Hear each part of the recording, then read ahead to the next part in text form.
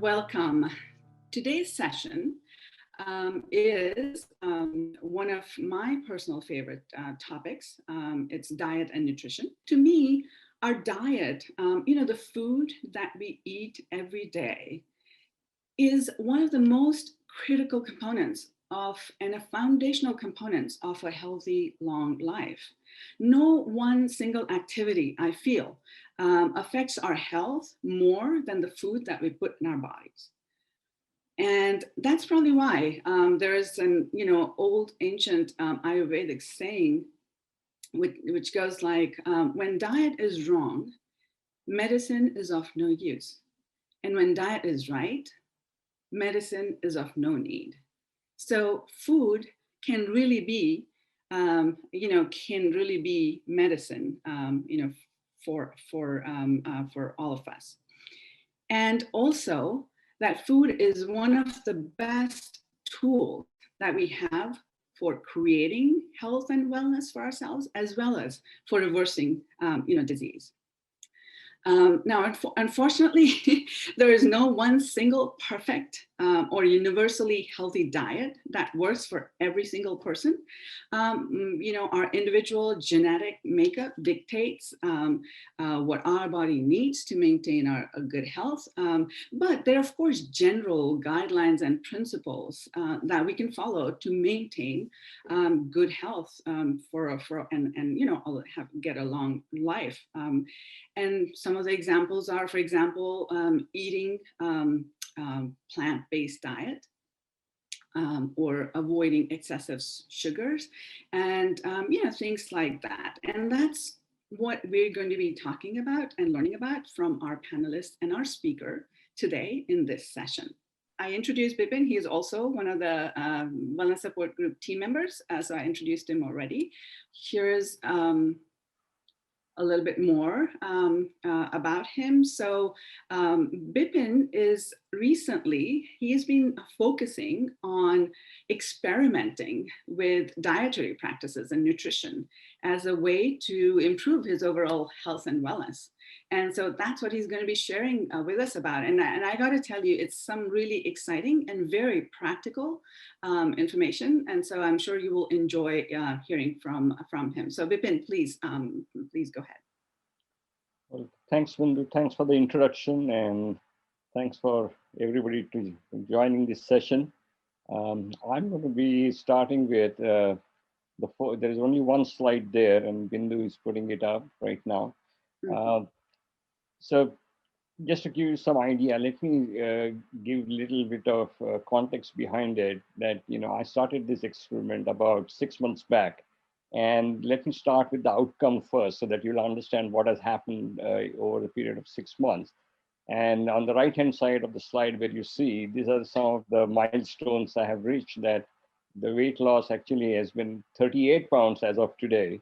And the blood pressure dropped 20 points, both on systolic and diastolic side. And so also the heart rate dropped 20 points for me. And the A1C dropped below 6. And the good news was my primary care physician has cut my medication by 50%, both on diabetes side and high blood pressure. So the question is, what did I do? And, there is the approach which I followed was pretty holistic. But today I'm going to be speaking primarily about the food. And, going back to the slide that was presented to you, the main thing was, can you really treat food as medicine? And that was the quest I was on. And at the bottom of the slide, you see some of the references. I had been listening to the lectures given by many of the prominent doctors. Many of these lectures are available on YouTube. And I spent hours and hours listening to what these experts were saying and what was the real message that they were giving us. And based on their input and in consultation with my primary care physician, I basically started on a journey. And it was kind of an interesting thing because in one sense, nothing was broken. So why fix it? All my vital parameters were right in the right ballpark. everything that we normally measure in terms of A1C and glucose levels and everything was just in the right ballpark. And my doctor was happy and I was happy. And yet at the same time, I was listening to all these experts saying that, you could be in the right ballpark with respect to all the parameters, but yet you may not be exactly very healthy. So that's the experiment which I started. And the first thing I did was I switched mainly to plant-based diet. And this was way back in September. And I found out when I went to a plant-based diet and I stopped all the processed food, minimized my intake of dairy and sugar, in the very first week, my weight dropped by 10 pounds. And I was a little scared saying, what's happening here? But that's exactly what many of these experts were saying, that that's what would happen. The second week, it dropped another 10 pounds. So I was dropping 10 pounds a week. And as it started, then I said, let me do something more scientifically, in the sense that, let's not just experiment with eating all this type of plant-based food, but let me start logging in all the information about all the food that I was putting in my body. And as I did that, I suddenly realized that, I could actually segregate the different foods I was eating into 10 different levels. And then I grouped some of these levels together into 4 different groups. And then I started playing around with trying out different groups and different combinations of groups of food. And I then also included intermittent fasting as another methodology which was being suggested.